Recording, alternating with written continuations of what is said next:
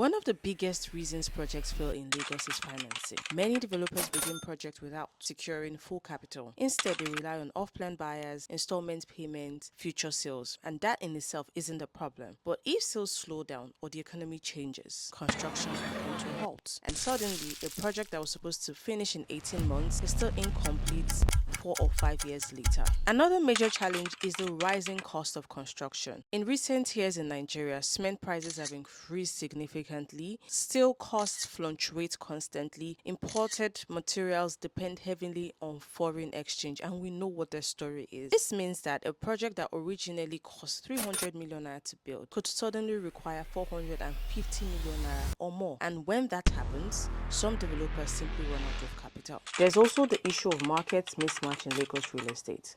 Many developers focus on luxury properties because the margins appear higher.